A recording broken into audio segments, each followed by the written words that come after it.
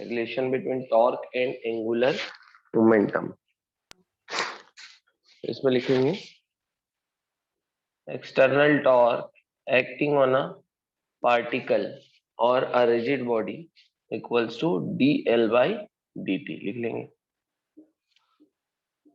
External torque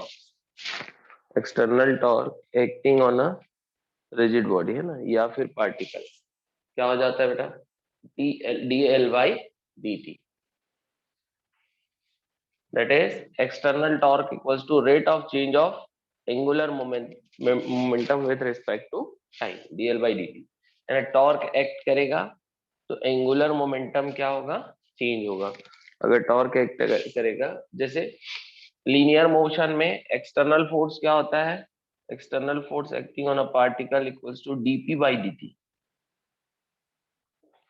ना। वैसे ही यहाँ पर रोटेशनल मोशन में क्या हो जाएगा, external torque acting on a particle is equal to dl/dt। Note कर लेंगे इसको।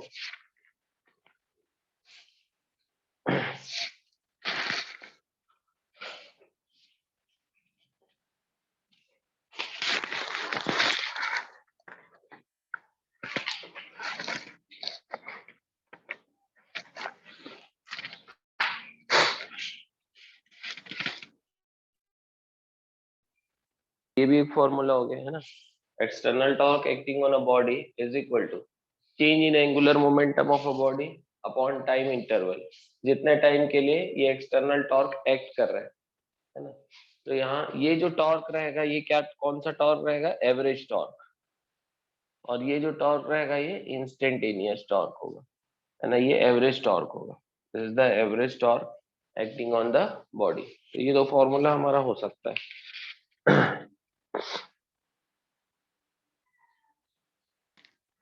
ना। Torque and angular momentum for a system of particles. मान लो जो टोटल पार्टिकल्स हैं वो n नंबर ऑफ पार्टिकल्स है ना। टोटल मान लो कितने पार्टिकल्स है, n नंबर ऑफ पार्टिकल्स।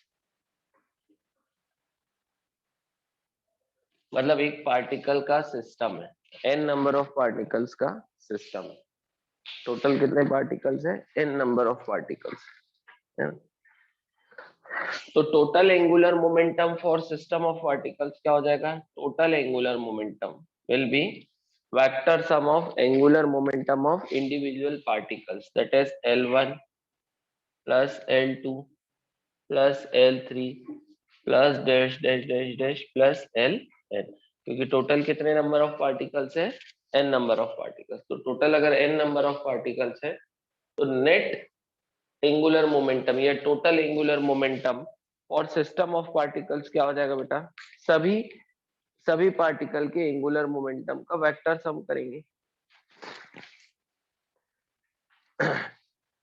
वैसे ही टोटल एक्सटर्नल टॉर्क कितना हो जाएगा, net external torque acting on the system of particle will be τ1 plus τ2 plus τ3 plus dash dash dash τn, है ना। बहुत सारे पार्टिकल्स है, 1 2 3 4 5 6 ऐसे करके n पार्टिकल्स है। ठीक है, तो सभी की अपनी अपनी वेलोसिटी हो सकती है ना। सभी की अपनी वेलोसिटी हो सकती है। v1 मास है m1, इसकी वेलोसिटी v2 मास है m2, ऐसे करते करते vn मास है mn।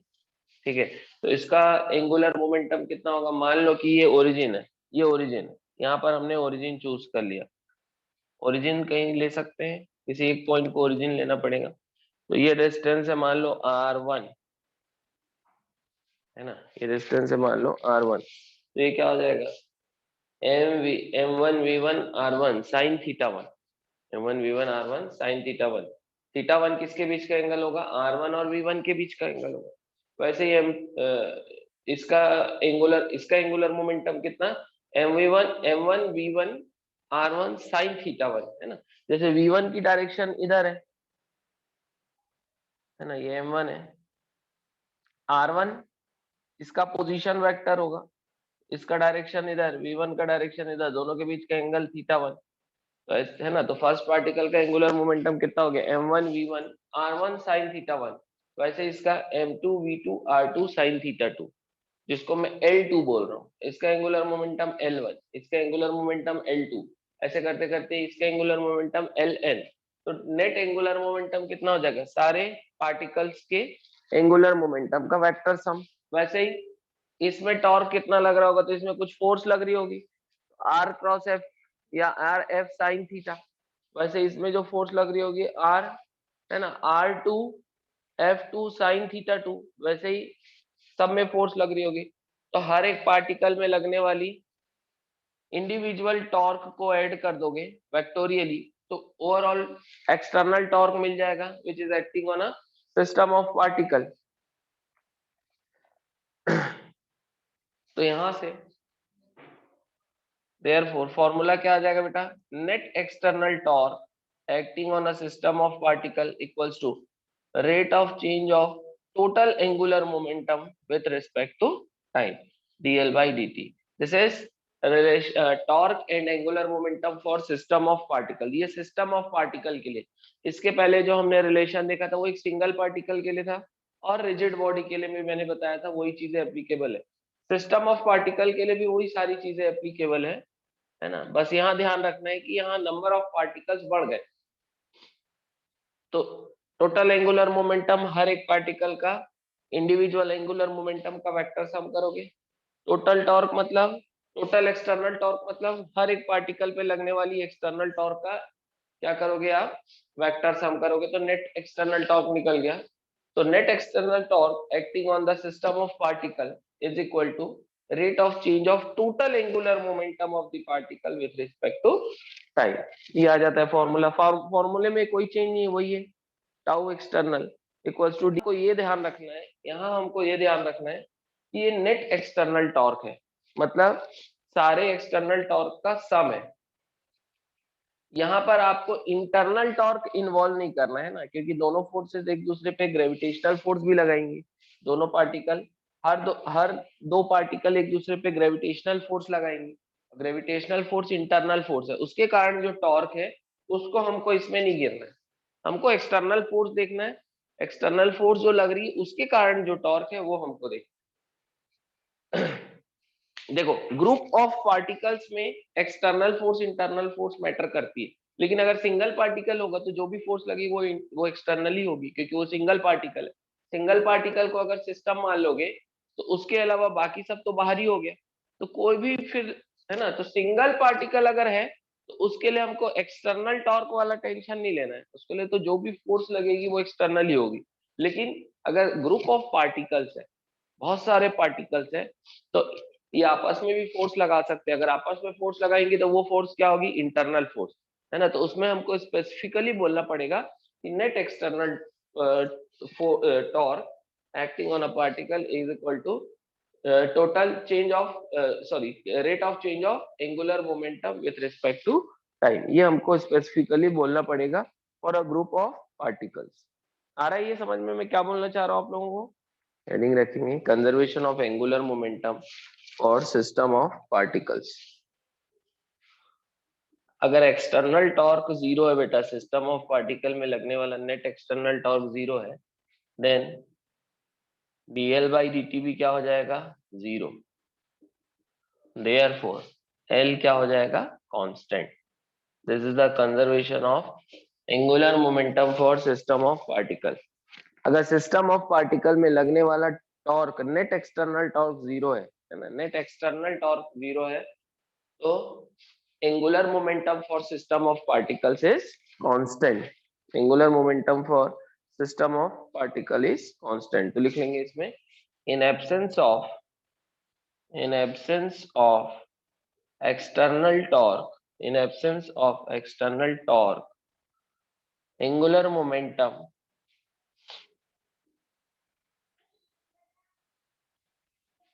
for system of particles, in absence of external torque, angular momentum for system of particles remains constant, remains constant.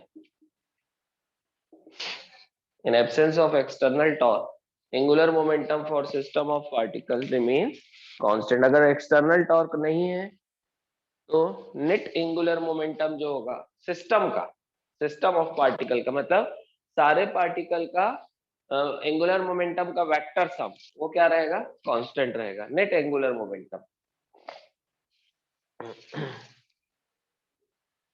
इसको क्या क्या बोलते हैं, कंजर्वेशन ऑफ एंगुलर मोमेंटम, है ना। मतलब अगर मान लो इनिशियली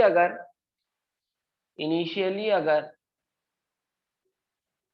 पार्टिकल्स का एंगुलर मोमेंटम है L1, है ना, फर्स्ट पार्टिकल का L1, सेकंड पार्टिकल का L2, थर्ड पार्टिकल का L3, ऐसे ऐसे करके Ln, ये इनिशियली, है ना। एक्सटर्नल टॉर्क लगने के पहले L1 is the angular momentum of first particle and so on.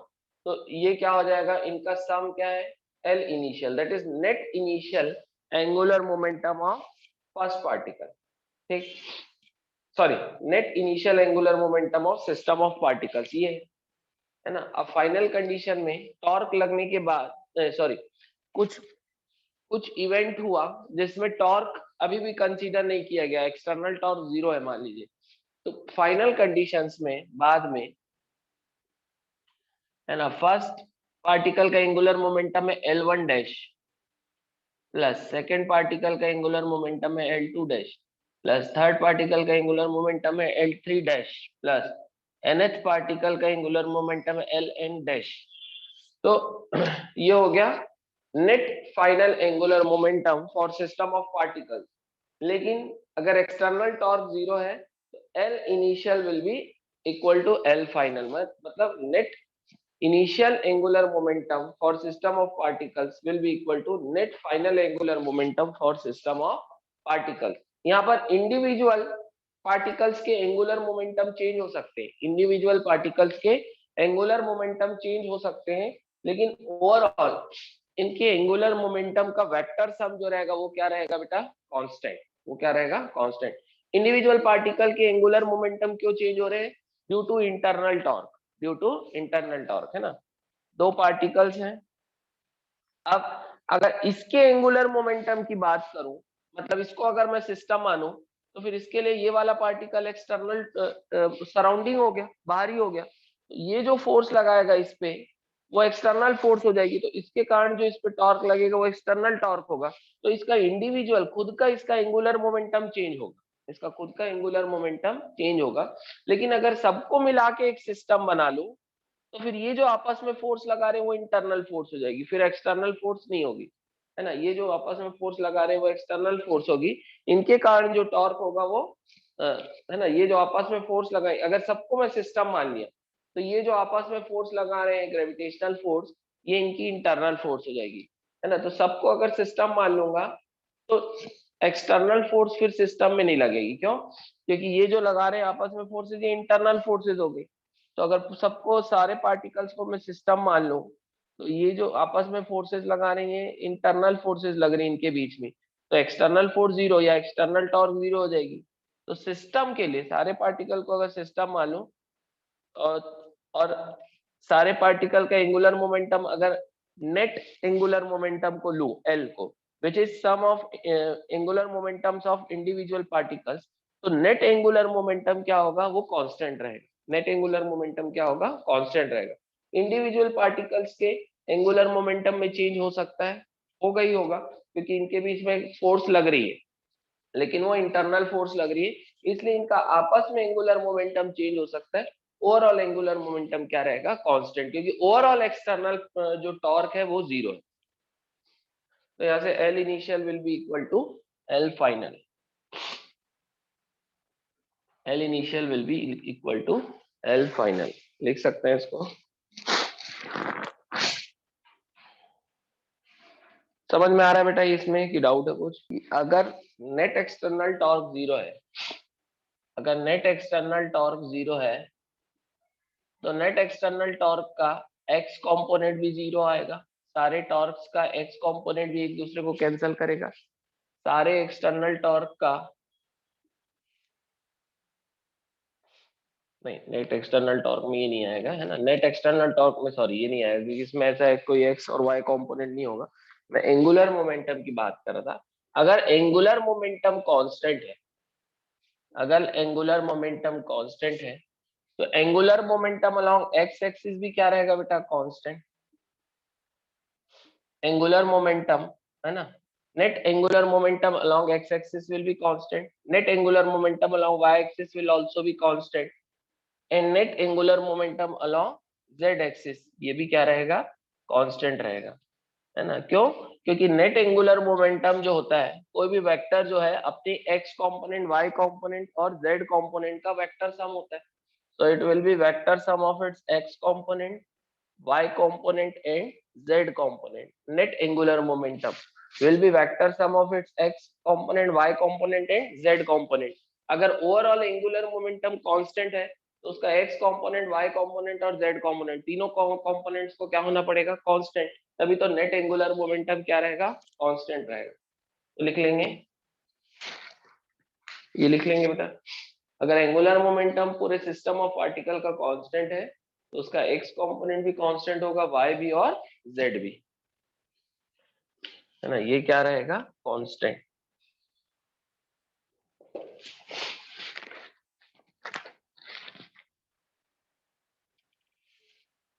है ना। Conservation of angular momentum for a rigid body. अगर रिजिड बॉडी पे एक्सटर्नल टॉर्क अगर जीरो होता है ना, एक external torque on rigid body is zero, then angular momentum of rigid body is constant. Rigid body का एंगुलर मोमेंटम कांस्टेंट होगा, that is I omega is equal to constant. मतलब ये जो मल्टीपल होगा आई इंटू ओमेगा, ये क्या रहेगा बेटा, कांस्टेंट रहेगा, है ना। ये ध्यान रखेंगे, आई इंटू ओमेगा क्या रहेगा, कांस्टेंट, है ना। क्योंकि मैंने आपको बताया है कि एंगुलर मोमेंटम का एक तो फॉर्मूला क्या होता है, M V R sine theta, दूसरा आप क्या यूज कर सकते हैं, आई ओमेगा। आई ओमेगा कब यूज करते हैं, ज्यादातर रिजिड बॉडी के केस में, है ना। तो यहाँ पर क्या हो गया, एंगुलर मोमेंटम इज कांस्टेंट, या फिर I omega is constant, I omega is constant कब, जब एक्सटर्नल टॉर्क एब्सेंट होगा, किसमें, रिजिड बॉडी में कोई एक्सटर्नल टॉर्क नहीं लगेगा। तो यहाँ से आई ओमेगा कांस्टेंट हो गया बेटा, मतलब ये मल्टीपल कांस्टेंट है, मतलब इन दोनों में से किसी एक को चेंज करेंगे तो दूसरा भी चेंज हो जाएगा। क्यों? क्योंकि मल्टीपल को कांस्टेंट करना है, एक को बढ़ाओगे तो दूसरा कम हो जाएगा, क्योंकि मल्टीपल को कांस्टेंट करना है। या फिर आई है ना, I one omega one equals to I two omega two, ये आ जाएगा relation, I one omega one equals to I two omega two, लिख लेंगे यहाँ तक,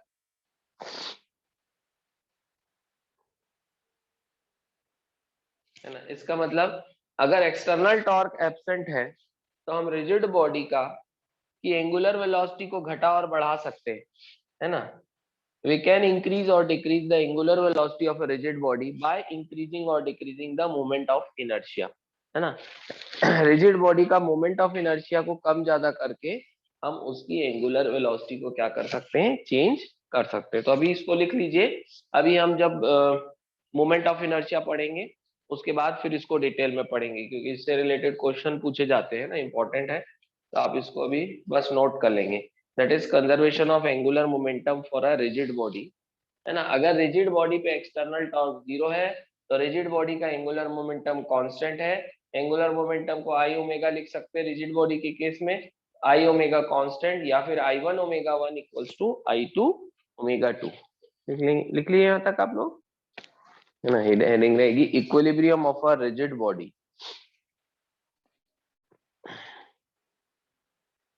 है ना। अब रिजिड बॉडी इक्विलिब्रियम में है ना। Equilibrium of a rigid body कब होगी, जब उस पे लगने वाली एक्सटर्नल टॉर्क भी जीरो हो एंड उस पे लगने वाली net force, net external force भी जीरो हो, तब हम बोलेंगे it is equilibrium of a rigid body, है ना। अगर सिर्फ नेट एक्सटर्नल फोर्स जीरो है बेटा तो वो इक्विलिब्रियम क्या कहलाता है, ट्रांसलेटरी इक्विलिब्रियम। लेकिन है ना, और अगर सिर्फ नेट एक्सटर्नल टॉर्क जीरो है तो उसको बोलते हैं रोटेटरी इक्विलिब्रियम, है ना। लेकिन अगर दोनों जीरो होगा तब ओवरऑल इक्विलिब्रियम होता है, ठीक। तो इक्विलिब्रियम ऑफ रिजिड बॉडी कब बोलते हैं, जब नेट एक्सटर्नल टॉर्क भी जीरो हो और नेट एक्सटर्नल फोर्स भी जीरो, अगर नेट एक्सटर्नल टॉर्क 0 मतलब एंगुलर मोमेंटम क्या है, कांस्टेंट। नेट एक्सटर्नल फोर्स 0 है मतलब लीनियर मोमेंटम क्या है, कांस्टेंट, है ना। नेट एक्सटर्नल फोर्स 0 है मतलब लीनियर मोमेंटम क्या है, रिजिड बॉडी का कांस्टेंट है। नेट एक्सटर्नल टॉर्क 0 है मतलब अल्फा क्या है, 0। अल्फा मतलब एंगुलर एक्सेलरेशन। और नेट एक्सटर्नल फोर्स 0 है मतलब लीनियर एक्सेलरेशन भी क्या है, 0 है ना। क्योंकि मैं आपको बताया था कि जैसे फोर्स होता है मास इनटू एक्सेलरेशन, वैसे ही टॉर्क क्या होता है, आई अल्फा। अगर टॉर्क है तो एंगुलर एक्सेलरेशन होगा, अगर टॉर्क नहीं है तो एंगुलर एक्सेलरेशन नहीं होगा। तो अगर यहाँ पर टॉर्क 0 है तो एंगुलर एक्सेल, है ना, टॉर्क अगर 0 है तो यहाँ पर अल्फा भी क्या हो जाएगा, 0 हो जाएगा। लिख लीजिए यहाँ तक। इक्विलिब्रियम ऑफ रिजिड बॉडी का मतलब ये होता है कि net external torque 0, net external force 0। अगर नेट एक्सटर्नल टॉर्क 0 तो obviously angular momentum constant. Net external force 0 है तो लीनियर मोमेंटम कांस्टेंट, क्योंकि net external force equals to DP by D T. ठीक है, Newton second law of motion. तो अगर net external force 0 है तो डीपी 0 है। डीपी मतलब चेंज इन लीनियर मोमेंटम 0 है, मतलब लीनियर मोमेंटम क्या है, कांस्टेंट है। तो यहां से अगर एंगुलर मोमेंटम कांस्टेंट है तो अल्फा 0 होगा, लीनियर मोमेंटम कांस्टेंट है तो लीनियर एक्सेलरेशन 0 होगा।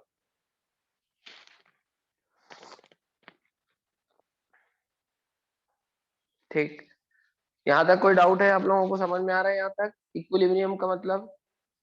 A body may remain in partial equilibrium as well. It means that body may remain only in translatory equilibrium or only in rotatory equilibrium. ऐसा भी हो सकता है कि बॉडी पार्शियल इक्विलिब्रियम में रहे, या तो रोटेटरी इक्विलिब्रियम में रहे मतलब नेट टॉर्क 0, या तो सिर्फ ट्रांसलेटरी इक्विलिब्रियम में रहे मतलब नेट फोर्स 0।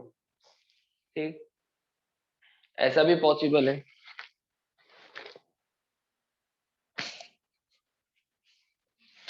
अब देखिए बेटा, रोटेटरी इक्विलिब्रियम में कब होगा, बॉडी कब होगी, जब उस पे लगने वाली नेट एक्सटर्नल टॉर्क क्या होगी, 0 होगी। नेट एक्सटर्नल टॉर्क 0 होगी, है ना, तब बॉडी किस में रहेगी, रोटेटरी इक्विलिब्रियम में, है ना। जैसे एक एग्जांपल लेते हैं हम, है ना, ये जैसे सी सॉ है।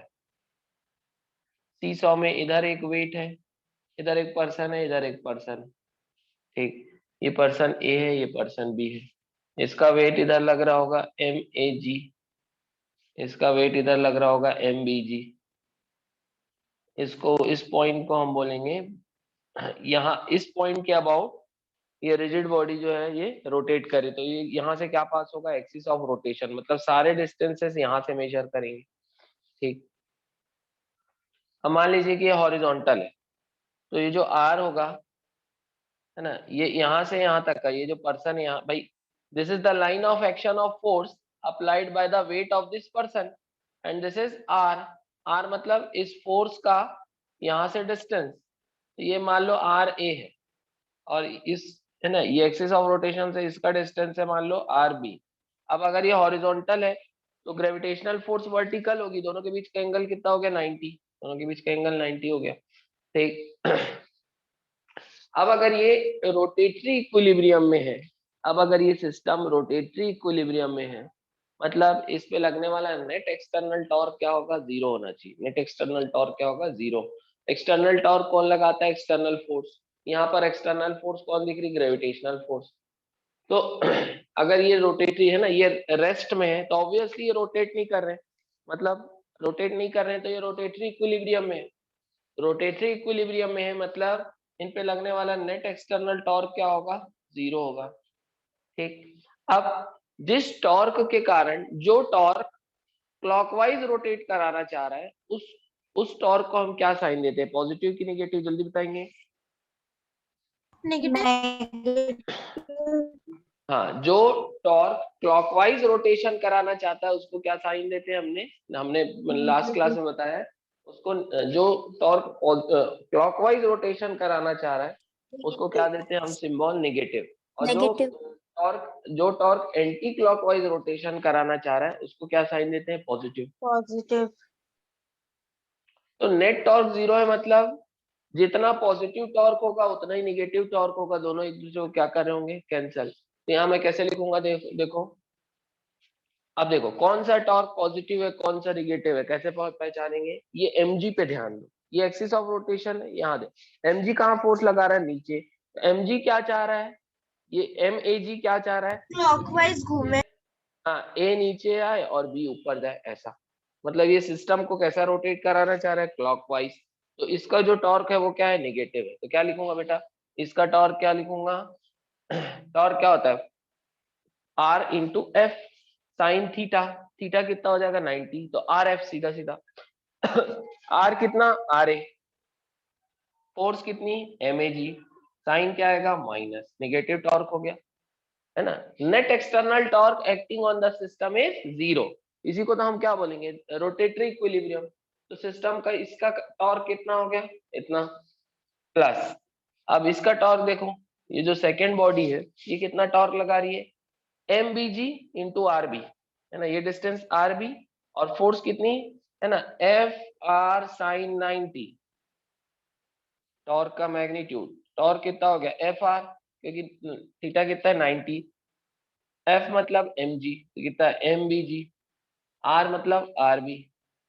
अब ये टॉर्क क्या चाह रहा है, ये फोर्स क्या चाह रहा है, सिस्टम कैसा घूमे, एंटी क्लॉकवाइज, कैसा घूमे, इस एक्सिस के about anti clockwise. Obviously body बी जो टॉर्क लगा रही है वो पॉजिटिव है, तो यहाँ से प्लस क्या आ जाएगा, M B G R B, है ना, is equal to zero, net torque equals to zero. तो यहां से समझ में आ रहा है ये माइनस इधर जाएगा, M B G R B equals to ये इधर आ जाएगा, M A ji are A, है ना, G G cancel, M B R B equals to M A R A. अभी लिखना नहीं, अभी मैं आपको जस्ट क्या समझा रहा था, रोटेटरी इक्विलिब्रियम समझा रहा था, ये समझ में आया क्या आप लोगों को, rotatory equilibrium.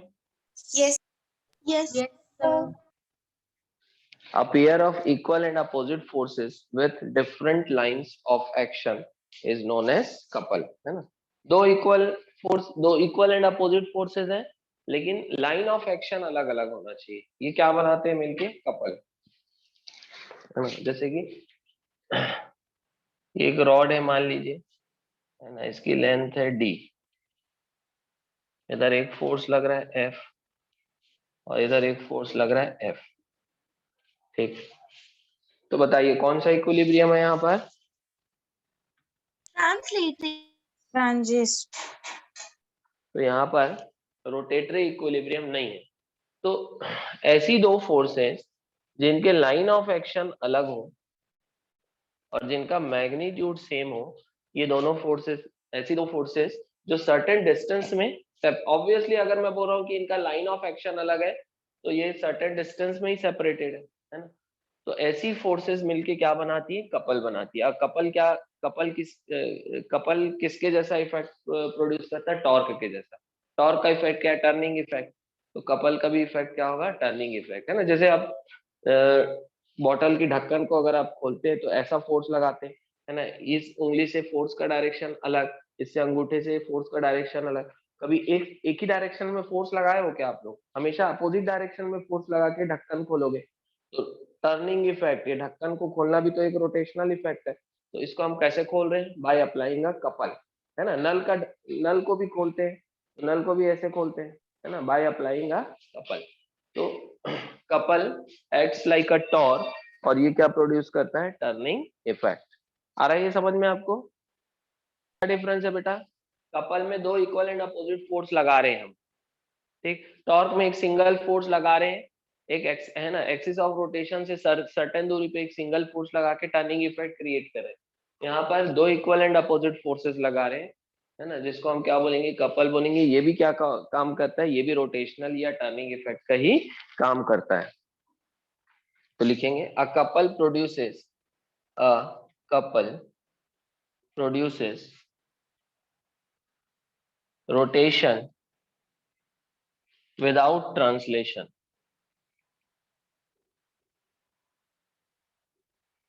A couple produces rotation without translation. Next लिखेंगे मोमेंट और मोमेंट और टॉर्क ऑफ अ कपल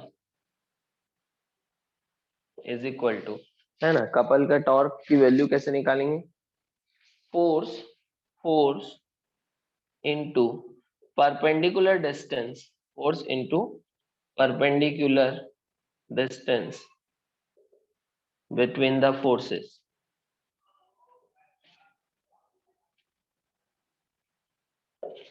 है ना। तो कपल जो टॉर्क प्रोड्यूस करता है उसकी वैल्यू कैसे निकालोगे, है ना। The torque produced bye couple is either force into perpendicular distance between the forces. Either force क्यों बोल रहा हूँ, क्योंकि दोनों फोर्सेस का मैग्नीट्यूड तो सेम है, तो कोई एक फोर्स ले लो F और इनके बीच का perpendicular distance into D. D क्या है, दोनों के बीच का परपेंडिकुलर डिस्टेंस। आ रहा है समझ में। तो मोमेंट ऑफ अ कपल और torque of a couple is F into D, that is either force, है ना, कोई भी एक फोर्स का मैग्नीट्यूड ले लो into perpendicular distance between the two forces, क्या बन जाएगा, torque produced by the couple. इसमें रोटेटरी इक्विलिब्रियम भी है और ट्रांसलेटरी इक्विलिब्रियम में है। ये पूरा सिस्टम जो है ये कंप्लीट इक्विलिब्रियम में है, that is in rotational equilibrium as well as in translational equilibrium, है ना। ये सीसॉ है, ये रेस्ट कर रहा है किसमें, फलक्रम में। इस पॉइंट को हम बोलेंगे फलक्रम, ठीक। ये फलक्रम जो है पूरे इस रॉड का वेट बियर कर रहा है, नॉर्मल रिएक्शन, ठीक।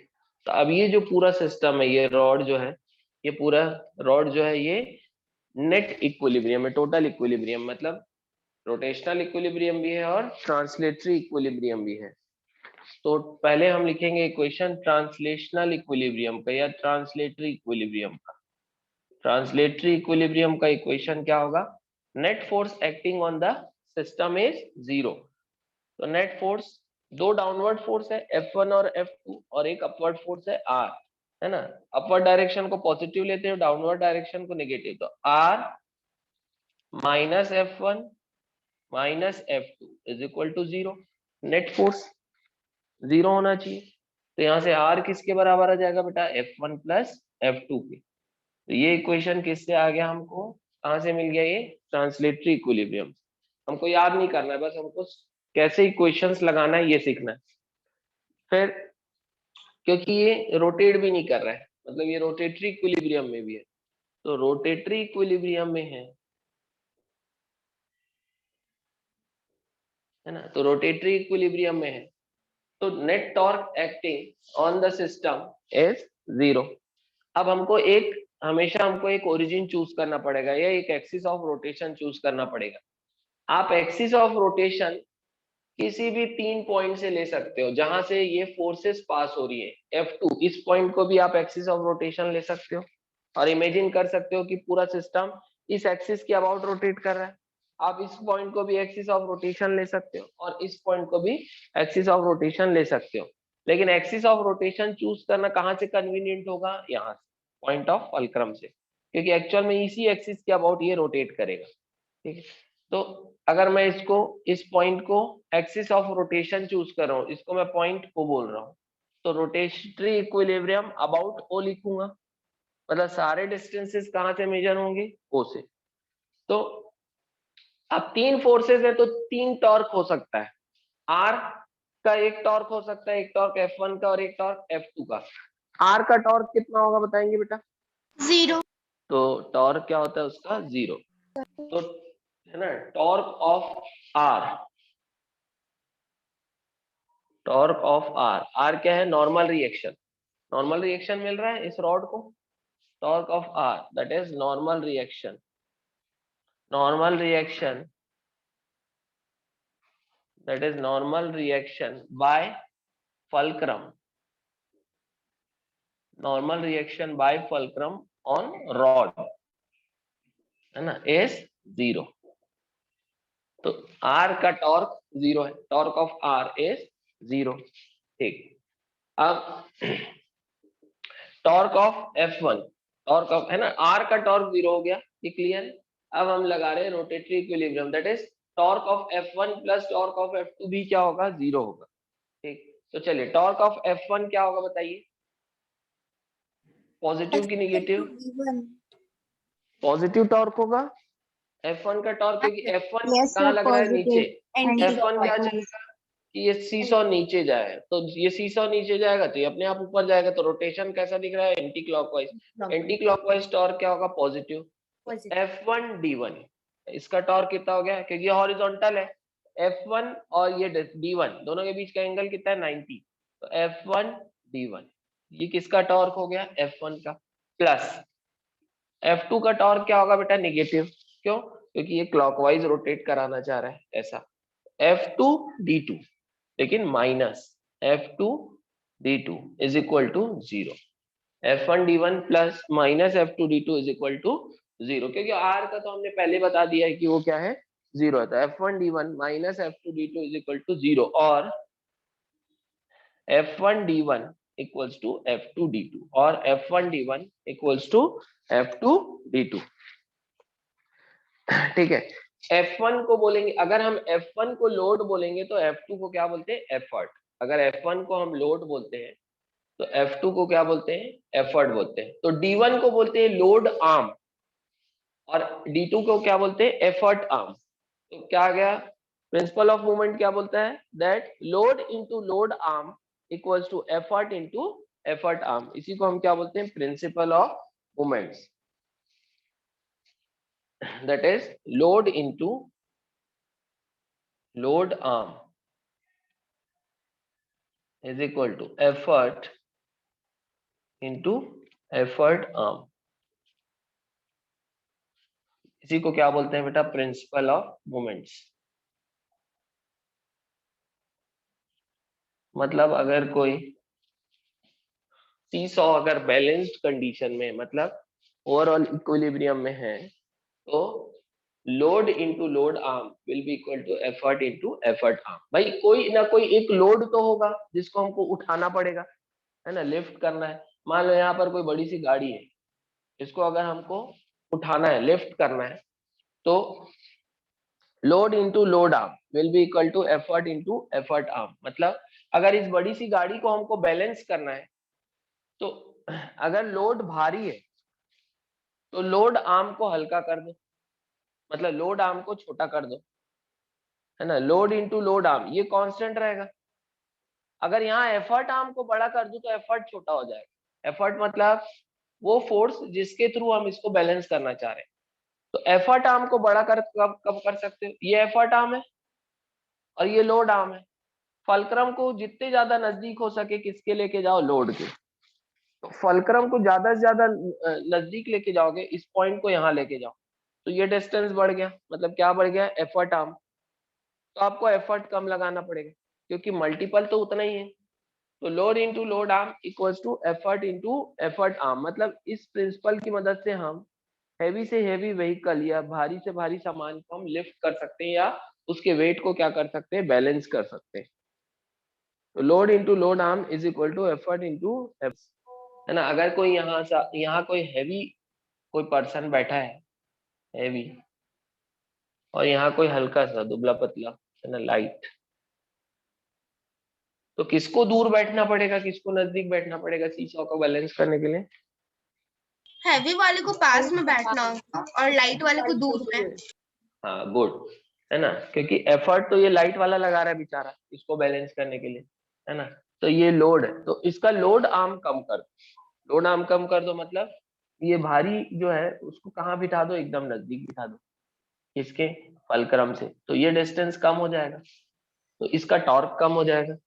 अब भले इसका फोर्स कम है, लेकिन इसका डिस्टेंस ज्यादा होने के कारण दोनों का टॉर्क एक दूसरे को क्या कर जाएगा, बैलेंस कर जाएगा, और सीसॉ क्या कर देगा, इसको बैलेंस कर देगा। अदरवाइज इसको अगर इधर कोने में बैठा दो, ये भी कोने में बैठ गया ना, तो ये ऊपर टंग जाएगा ऐसा, और ये नीचे ही रहेगा।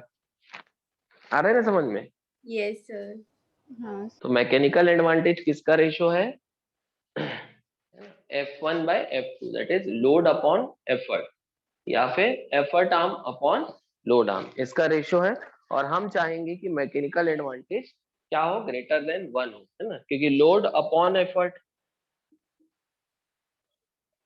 लोड ज्यादा से ज्यादा हो, कम से कम एफर्ट हो, तो ये रेशो क्या होना चाहिए, ग्रेटर देन 1। तो लिखेंगे यहाँ पर mechanical advantage greater than 1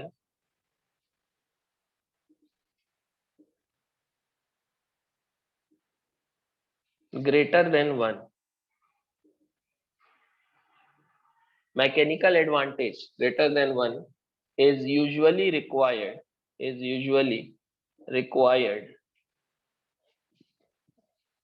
This means this means a small effort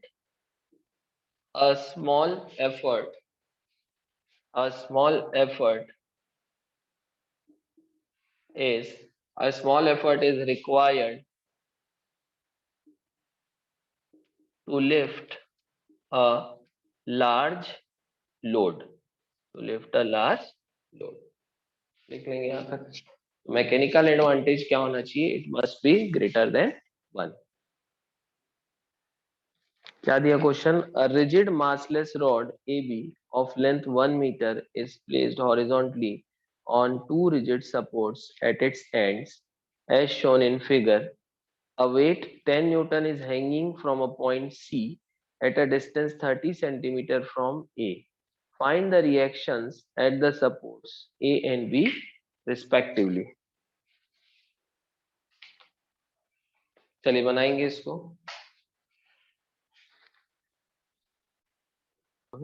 क्या दिया देखो, एक रिजिड मासलेस रॉड है, मतलब रॉड का खुद का कोई मास लिए, इसकी लेंथ कितनी है 1 मीटर. ये हॉरिजॉन्टली रखा है दो रिजिड सपोर्ट में, और दोनों रिजिड सपोर्ट कहाँ है? उसके एंड्स में, एंड में है ना. पहले डायग्राम हम बनाएंगे, डायग्राम से क्लियर होगा. तो ये रॉड है, देखिए ये दो रिजिड सपोर्ट्स है. यहाँ एक है सपोर्ट है, मान लीजिए एक फलक्रम हो गया, ये एक फलक्रम हो गया, ये ऐसा रखा है. ठीक, ये एक सपोर्ट हो गया है ना. रॉड ए बी, इस पॉइंट को मैं नाम दे दिया ए, इस पॉइंट को नाम दे दिया बी. ओवरऑल जो लेंथ है 1 मीटर, ये पूरी लेंथ कितनी है? 1 मीटर. ठीक, अब एक वेट है जो 10 न्यूटन हैंग कर रहा है from a point C at a distance 30 centimetre from A को हम ले लेते हैं, ये ए है. ए से 30 सेंटीमीटर में एक वेट है जो हैंग कर रहा है, ये वेट है 10 न्यूटन का. सीधा सीधा ये वेट दिया है ना 10 न्यूटन, मतलब mg करने की जरूरत नहीं, 10 इंटू 10 100 नहीं करना है ना. और ये कितने दूरी पे हैंग कर रहा है? Eight a distance 30 centimetre from A, 30 centimetre. ठीक है, ये डिस्टेंस कितना है? 30 सेंटीमीटर. 30 सेंटीमीटर मतलब 0.3 मीटर. ये डिस्टेंस 0.3 मीटर है ना.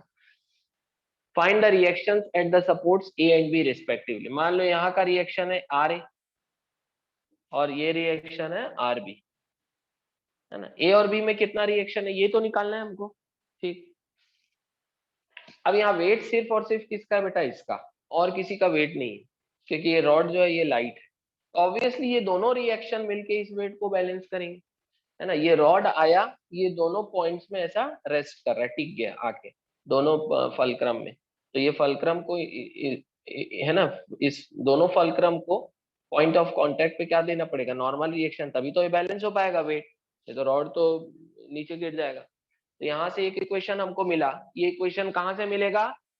अब देखो ये जो कंडीशन दिख रही है ये ओवरऑल इक्विलिब्रियम की कंडीशन है, मतलब यहाँ रोटेटरी इक्विलिब्रियम भी है, ट्रांसलेटरी इक्विलिब्रियम में भी है, दोनों है, क्योंकि ना बॉडी रोटेट कर रही ना ट्रांसलेट कर रही है. तो यहाँ पर पहला ट्रांसलेटरी इक्विलिब्रियम से एक इक्वेशन मिल रहा है. ट्रांसलेटरी इक्विलिब्रियम से क्या इक्वेशन मिल रहा है? ट्रांसलेटरी इक्विलिब्रियम मतलब net external force acting on the object must be equal to 0. Net external force 0 है, मतलब जितनी डाउनवर्ड फोर्स उतनी अपवर्ड फोर्स. तो यहाँ दो फोर्सेस हैं जो अपवर्ड डायरेक्शन में एक्ट कर रही है, आर ए और आर बी, और डाउनवर्ड फोर्स एक ही दिख रही 10 न्यूटन. मतलब आर ए और आर बी मिलकर 10 न्यूटन को बैलेंस करें, मतलब क्या इक्वेशन बनेगा? R A plus R B equals to 10. एक इक्वेशन हमको किससे मिल गया? रोटेटरी इक्विलिब्रियम से. ठीक, दूसरा, अब ये क्या है? ये सिस्टम किसमें बेटा? सॉरी, ये वाला इक्वेशन किससे मिल गया? ट्रांसलेटरी इक्विलिब्रियम से.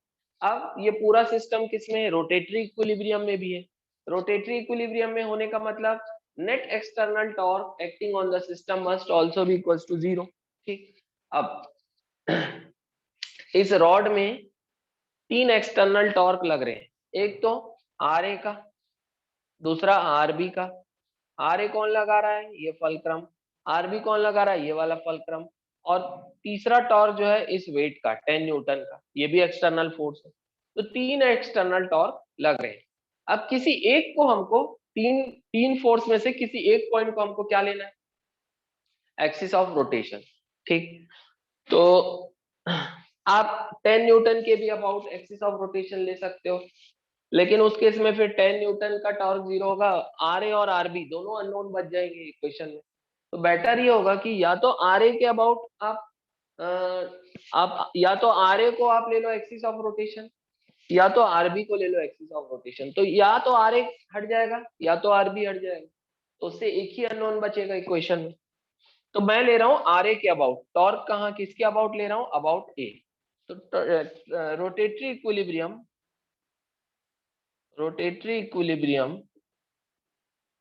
About A, rotatory equilibrium about A के अबाउट में रोटेटरी इक्विलिब्रियम ले रहा हूं। तो उससे क्या होगा, रोटेटरी इक्विलिब्रियम अबाउट ए का मतलब net torque acting on this rod about A must be equal to 0।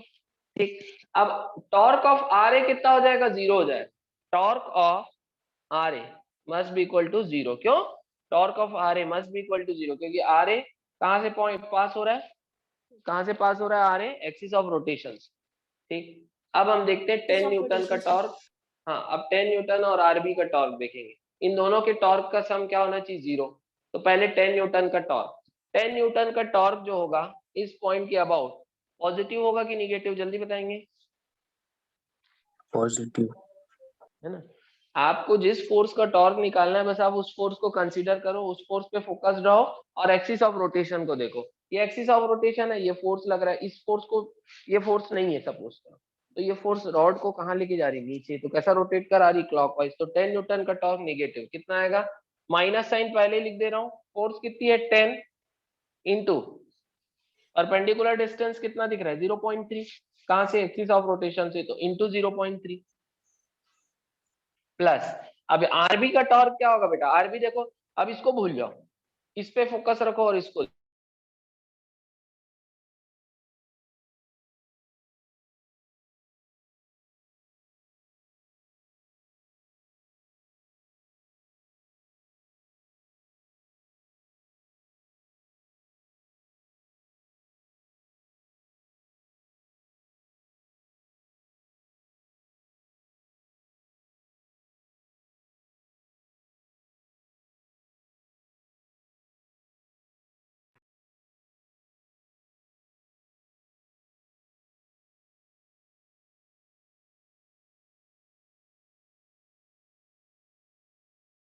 से जल्दी से, है ना।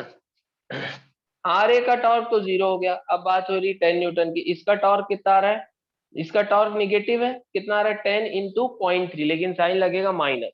अब बात आती है आरबी के टॉर्क की, आरबी क्या चाह रहा है देखो। अब आरबी पे फोकस करो, इस फोर्स पे फोकस करो, ये फोर्स यहाँ लग रही है और ये एक्सिस ऑफ रोटेशन है, तो ये रॉड का ऐसा उठाना चाह रही, तो ये रॉड को कैसा रोटेट कराना चाह रही है, एंटी क्लॉकवाइज। मतलब आरबी का टॉर्क क्या है, पॉजिटिव। आरबी का टॉर्क क्या होगा, आरबी इंटू 1। क्यों, क्योंकि आरबी का डिस्टेंस एक्सिस ऑफ रोटेशन से कितना है, 1 है। आरबी का जो डिस्टेंस है वो एक्सिस ऑफ रोटेशन से कितना है, 1 है। तो यहाँ से क्या हो जाएगा, और ये टॉर्क क्या हो जाएगा, पॉजिटिव, तो इसलिए क्या लिखा मैं, plus RB into 1 equal to 0। तो नेट टॉर्क क्या हो रहा है, 0 हो रहा है। तो ये माइनस 10 इंटू 0.3 कितना हो गया, -3 plus RB equals to 0। RB कितना आ गया बेटा, 3 न्यूटन।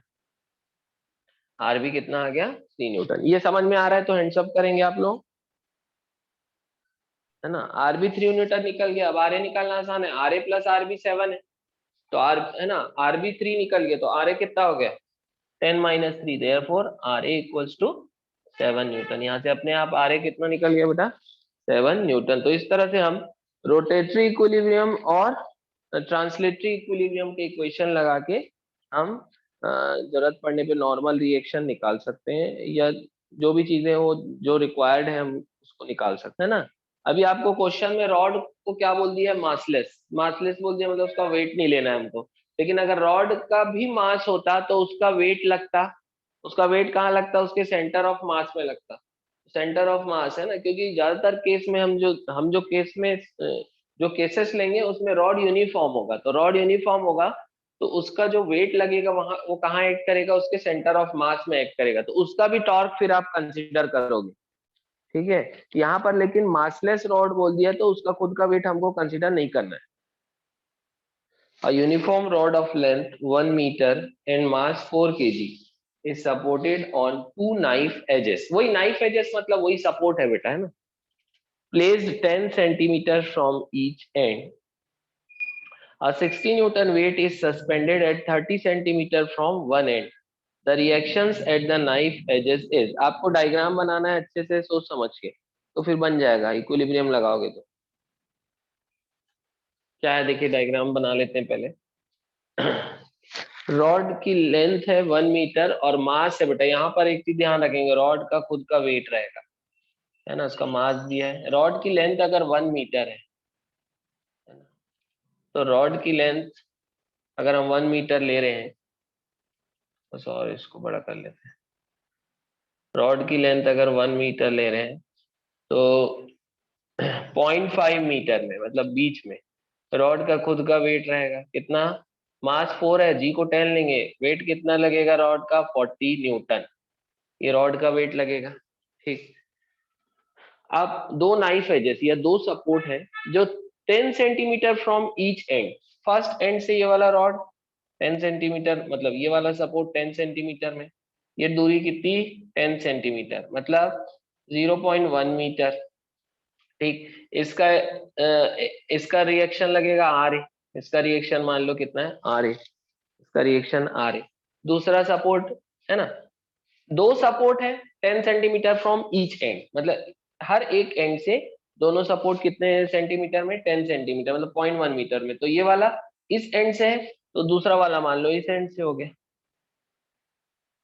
कितना दूरी पे है 0.1 मीटर, 10 सेंटीमीटर मतलब 0.1 मीटर, इसका रिएक्शन मान लो आर बी, इसका रिएक्शन मान लो आर बी, ये हो गया। ठीक, अब ये क्योंकि बीच में रहेगा तो इसका है ना, इसकी दूरी आर ए से कितनी होगी पॉइंट, भाई ये एक एंड से यहां तक दूरी 0.5 मीटर, तो यहां से यहां तक कितनी 0.4 मीटर, यहां से भी कितनी 0.4 मीटर। ठीक, a 60 newton weight is suspended at 30 centimetre from one and.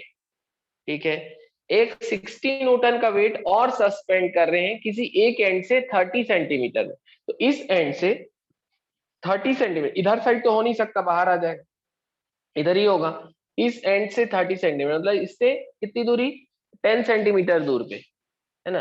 ये देखो ये वन एंड से ऑलरेडी ये कितना है 0.1 मीटर मतलब 10 सेंटीमीटर है। अब यहां से 30 सेंटीमीटर दूरी पे एक वेट है, कितना है वेट, कितना दिया 60 न्यूटन, इसको सस्पेंड कर रहे हैं, 60 न्यूटन का वेट है, वन एंड से 30 सेंटीमीटर मतलब यहां से मान लो कितनी दूरी पे है 0.3 मीटर में, यहाँ पर है। ये डायग्राम बन गया, ये डायग्राम सही है बेटा, समझ में आ रहा है आप लोगों को, ये वाला डायग्राम जी सपोर्ट है उनके रिएक्शन, तो आर ए और आर बी है, ये रिएक्शन हमको फाइंड करना है। सर तो पहला, हाँ सर यहाँ पे बोल रहे हैं 30 सेंटीमीटर। यहाँ बोल रहा है 60 newton weight is suspended at 30 centimetre from one end, एक एंड से बेटा, मैंने यहां से ले लिया था, एक एंड से, एक एंड से 30 सेंटीमीटर मतलब यहां से अगर 0.1 है, एक एंड से पूरा 0.3 है, तो ये डिस्टेंस कितना होगा आर ए से कितना होगा 0.2, 60 न्यूटन, है ना। ये जो वेट है इसका इस एंड से दूरी है कितना 30 सेंटीमीटर, और ऑलरेडी इस सपोर्ट का जो दूरी है वो कितना 10 सेंटीमीटर, तो यहाँ से ये पूरा 30, लेकिन ये कितना 10, तो ये कितना होगा 20 सेंटीमीटर मतलब ये कितना होगा 0.2 मीटर, है ना, ये कितना हो जाएगा 0.2 मीटर। अभी ठीक है, क्लियर है ये। Yes sir. पहला लगाएंगे ट्रांसलेटरी इक्विलिब्रियम, तो पहला लगेगा ट्रांसलेटरी इक्विलिब्रियम, ये लगा देते हैं ट्रांसलेटरी इक्विलिब्रियम। ट्रांसलेटरी इक्विलिब्रियम के अकॉर्डिंग नेट फोर्स क्या होना चाहिए 0। ठीक है, टोटल डाउनवर्ड फोर्स कितनी बेटा 60 और 40 कितनी है 100, और अपवर्ड फोर्स दो ही है आर ए और आरबी, आर ए और आरबी मिलके ही ये दोनों वेट को सपोर्ट कर रहे हैं, तो R A plus RB is equal to 60 plus 40 that is 100, ये एक इक्वेशन बना, R A plus R B is equal to 100, एक इक्वेशन बना, कहां से आया ये ट्रांसलेटरी इक्विलिब्रियम से। अब दूसरा इक्वेशन आएगा रोटेटरी इक्विलिब्रियम से। अब रोटेटरी इक्विलिब्रियम से क्या होगा, नेट टॉर्क 0, ठीक है। ज्यादा कन्वीनियंट क्या होगा, किसी एक अननोन फोर्स के अबाउट टॉर्क लेंगे। आर ए के अबाउट में टॉर्क ले लेता हूँ, किसके अबाउट ले रहा हूं मैं, आर ए के, इस पॉइंट के अबाउट। मतलब आर ए वाला जो पॉइंट है इसको मैं क्या मान रहा हूँ, एक्सिस ऑफ रोटेशन, ठीक। तो रोटेटरी इक्विलिब्रियम ले रहे हैं about R A, about R A, ठीक। किसके अबाउट लेना है ये इंपॉर्टेंट है बताना। तो आर ए का टॉर्क क्या हो गया, 0। तो torque of R A is equal to 0, क्योंकि आर ए कहां से पास हो रहा है, एक्सिस ऑफ रोटेशन से, ठीक है। अब 60 न्यूटन का टॉर्क देखेंगे, 60 न्यूटन का टॉर्क पे फोकस करो, सॉरी मतलब 60 न्यूटन पे फोकस करो और एक्सिस ऑफ रोटेशन पे। 60 न्यूटन रॉड को कहां ले जाना चाह रहा है, नीचे, मतलब कैसा रोटेट कराना चाह रहा है, क्लॉकवाइज। तो 60 न्यूटन का टॉर्क क्या होगा, नेगेटिव। तो क्या लिखेंगे, -60 इंटू डिस्टेंस कितना है एक्सिस ऑफ रोटेशन से, 0.2, प्लस दूसरा टॉर्क किसका है, 40 न्यूटन का। ये भी टॉर्क क्या है, नेगेटिव, क्योंकि क्लॉकवाइज रोटेशन। अब इसका डिस्टेंस यहाँ से यहाँ तक कितना होगा, ये बीच में एग्जैक्ट 0.5 मीटर, लेकिन ये 0.1 मीटर नजदीक है, तो ये कितना हो गया, 0.4। तो कितना हो गया, -40 इंटू 0.4 प्लस। अब लास्ट टॉर्क किसका बचा, आरबी। आरबी क्या चाह रहा है, रॉड को ऐसा एंटी क्लॉकवाइज, मतलब आरबी का टॉर्क क्या है, पॉजिटिव। तो प्लस आरबी इंटू, आरबी का डिस्टेंस कितना होगा बेटा, एक्सिस ऑफ रोटेशन से। देखो आरबी ऑलरेडी वन एंड से 0.1 मीटर अंदर खसका है, ये भी 0.1 मीटर अंदर है, तो दोनों मिलके 1 मीटर को कितना कम कर दी, दोनों 0.2 मीटर कम कर दी, तो दोनों के बीच की डिस्टेंस कितनी होगी, 0.8। तो इंटू क्या हो जाएगा, 0.8 इक्वल्स टू 0। तो यहां से आ जाएगा देखो, -60 इंटू 0.2, है ना। तो ये आ जाएगा -12, प्लस इंटू माइनस इज -16,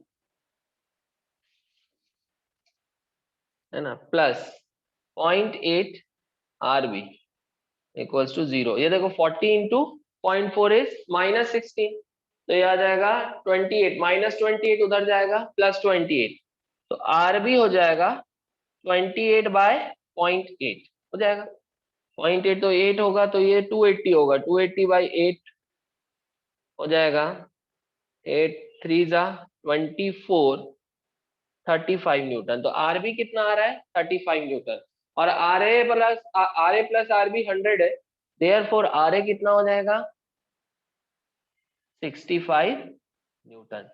तो आर ए हो जाएगा 65 न्यूटन। तो R A is 65 newton and RB is 35 newton. समझ में आ रहा है आप लोगों को, है ना। सेंटर ऑफ ग्रेविटी क्या है, if a body is supported on a point such that total torque about this point is 0, then this point is called the centre of gravity of body, है।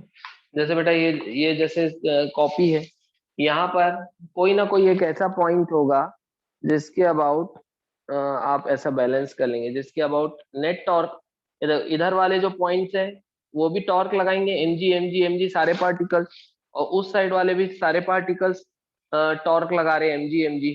और ये जो पॉइंट है ये क्या हो गया, फलक्रम हो गया। तो इधर वाला टॉर्क और इधर वाला टॉर्क एक दूसरे को बैलेंस कर रहा है इस पॉइंट के अबाउट, तो इस पॉइंट को हम क्या बोलेंगे, centre of gravity. This point will be known as centre of gravity. तो जिस पॉइंट के about net torque, net gravitational torque body का 0 हो जाएगा, बाकी कोई एक्सटर्नल और फोर्स नहीं लगना चाहिए, बॉडी का ग्रेविटेशनल टॉर्क एक दूसरे को बैलेंस कर देगा, उसको हम बोलेंगे, उस पॉइंट को बोलेंगे सेंटर ऑफ ग्रेविटी। उस पॉइंट को हम बोलेंगे सेंटर ऑफ ग्रेविटी, है ना। एक आर्बिट्रेरी शेप की बॉडी बनाते हैं, मान लीजिए इस पॉइंट के अबाउट बॉडी बैलेंस हो रही है, तो इधर बहुत सारे पार्टिकल्स अपने वेट लगाएंगे, है ना। ये m2g, बहुत सारे पार्टिकल्स का वेट लगेगा। m1 पार्टिकल है, इसका वेट m1g, सभी का वेट लगेगा, मैं सबका नहीं दिखा रहा हूँ, है ना। सबका टॉर्क क्या करेगा, सभी का ग्रेविटेशनल टॉर्क एक दूसरे को क्या कर रहा है, कैंसल कर रहा है, बैलेंस कर रहा है ना। इस केस में क्या हो रहा है बेटा, in this case sum of all the gravitational torque is equal to 0। सभी पार्टिकल्स का के वेट के कारण जो टॉर्क प्रोड्यूस हो रहा है उसको ग्रेविटेशनल टॉर्क बोलेंगे, और वो क्या हो जाएगा 0।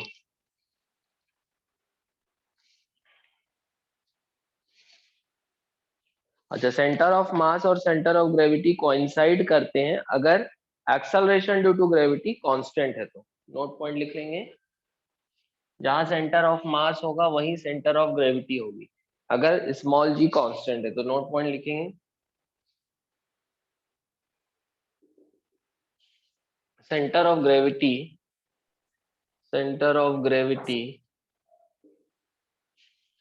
coincides center of gravity coincides with center of mass center of gravity coincides with center of mass if small g is constant, otherwise coincide नहीं करेगा, है ना। लिख लेंगे। तो स्मॉल ऑब्जेक्ट्स के लिए तो जहां सेंटर ऑफ मास है वहीं सेंटर ऑफ ग्रेविटी हो जाएगा, है ना। जैसे ये है अपना मोबाइल हो गया या कॉपी हो गई। स्मॉल जी तो हमेशा कांस्टेंट ही रहेगा एक पर्टिकुलर हाँ। हाइट पर, तो फिर हाँ, तक तो नहीं तो सेंटर ऑफ ग्रेविटी हमेशा ही कोइंसाइड करना चाहिए। फिर ये कंडीशन का मतलब क्या है ना बेटा, तो ये टेस्ट का डाउट क्वेश्चन है, इसको करेंगे, है ना। इसको आप लोग क्वेश्चन को लिख लेंगे। The infinite number of masses each of 3 kg are placed along x-axis at distance 1 meter, 2 meter, 4 meter, 8 meter from origin O on the axis. If capital G is the gravitational constant, the magnitude of gravitational field is, ये हमको निकालना है ना। Origin से 1 metre की दूरी पर एक मास है, फिर ओरिजिन से 2 मीटर की दूरी पर वही मास आइडेंटिकल है, फिर ओरिजिन से 4 मीटर की दूरी पर, फिर ओरिजिन से 8 मीटर की दूरी पर, एंड सो ऑन, ऐसा दिया। हमको निकालना है magnitude of gravitational field at this point. तो net gravitational field at O will be equal to vector sum of gravitational field due to individual particles at O, है ना। इसके कारण ग्रेविटेशनल फील्ड कितनी होगी, -g, इसका मास कितना 3 अपॉन डिस्टेंस कितना 1 का स्क्वायर, प्लस इसके कारण -g, इसका मास 3 अपॉन डिस्टेंस यहां से यहां तक 2 का स्क्वायर, प्लस -g, इसका मास 3 अपॉन डिस्टेंस यहां से यहां तक 4 का स्क्वायर, प्लस इसका मास -g, मास 3 अपॉन डिस्टेंस 8 का square, plus and so on, ऐसा चलेगा। तो यहां से माइनस को बाहर निकालेंगे, ई नॉट कितना आ रहा है बेटा, -g, ये plus minus minus plus minus minus plus minus minus होगा, तो -g कॉमन आएगा और 3 भी कॉमन आएगा, -3g कॉमन, यहाँ क्या बचा 1/1, प्लस यहाँ क्या बचा, क्योंकि माइनस बाहर निकाल चुका हूँ इसलिए यहाँ प्लस लिख रहा हूँ, -3g बाहर है तो 1/4, प्लस -3g बाहर है plus 1/16, plus 1/64, plus dash dash. इस टाइप के प्रोग्रेशन में बेटा, है ना, जिसमें कॉमन नंबर से मल्टीप्लाई करके अगला नंबर मिलता है ना, इस प्रोग्रेशन को हम क्या बोलते हैं, ज्योमेट्रिक प्रोग्रेशन। इसको क्या बोलेंगे, ज्योमेट्रिक प्रोग्रेशन। तो ज्योमेट्रिक प्रोग्रेशन का, है ना, इसको सॉल्व करने का, ये ज्योमेट्रिक प्रोग्रेशन सीरीज है, इसको सॉल्व करने का फॉर्मूला क्या रहेगा, first term upon 1 minus common ratio. तो आप लोग फॉर्मूला लिख लेंगे, ज्योमेट्रिक प्रोग्रेशन जो होगा ये होगा first term upon 1 minus common ratio. A क्या है, फर्स्ट टर्म मतलब पहला नंबर 1 है, 1 माइनस कॉमन रेशियो, आर क्या है, कॉमन रेशियो, आर क्या है, कॉमन रेशियो। कॉमन रेशियो क्या दिख रहा है आपको, देखिए कॉमन रेशियो फर्स्ट को जिससे मल्टीप्लाई करके ये मिले वही कॉमन रेशियो। 1 इंटू 1/4 करोगे तो 1/4 मिल रहा है, तो ये 1/4 ही कॉमन रेशियो है, क्योंकि 1/4 इंटू 1/4 करोगे तो 1/16, 1/16 इंटू 1/4 करोगे तो क्या आ जाएगा 1/64। तो इनका कॉमन रेशियो कितना है 1/4। आ रहा है समझ में आपको common ratio, yes yes sir. Yes sir, है ना। तो यहाँ से क्या हो गया बेटा, देखिए कि net gravitational field at O will be -3g, है ना। अब ब्रैकेट में ये पूरा ज्योमेट्रिक प्रोग्रेशन है, इसका फॉर्मूला ये first term upon 1 minus common ratio, first term पहला number 1 upon 1 minus common ratio 1/4, common ratio is 1/4, क्या आ जाएगा -3g। ठीक, 4 ऊपर आएगा अपॉन 4 - 1 3, 3 कैंसल, क्या बचा -4g। मैग्नीट्यूड की अगर हम बात करें, नेट ग्रेविटेशनल फील्ड का मैग्नीट्यूड कितना आएगा 4g। आंसर कितना आ गया 4g। समझ में आ रहा है ये?